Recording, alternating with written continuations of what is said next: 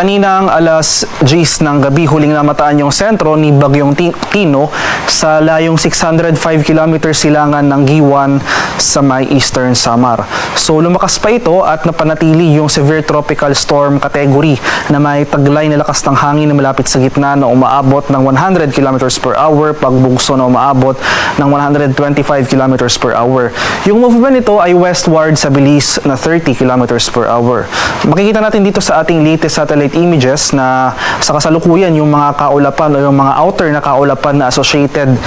kay Bagyong Tino ay nakakaapekto na dito sa ilang portions ng Eastern Visayas at Northeastern Mindanao. Samantala dito naman sa bahagi ng Northern Luzon, dahil sa epekto ng shear line o yung salubungan ng mainit at malamig na hangin, makakaranas rin tayo ng mga kalat-kalat na pag-ulan at thunderstorms over these areas. So sa mga nalalabing bahagi na ating bansa, including Metro Manila, at least for the next 24 hours for Metro Manila and most of Luzon, magpapatuloy pa rin itong bahagyang maulap hanggang sa maulap na papawirin, pero in the coming days asahan natin na makakaranas tayo ng masungit na panahon, especially dito sa portions ng Southern Luzon, Visayas at Northern portion ng Mindanao, dulot yan ng papalapit na Bagyong Tino.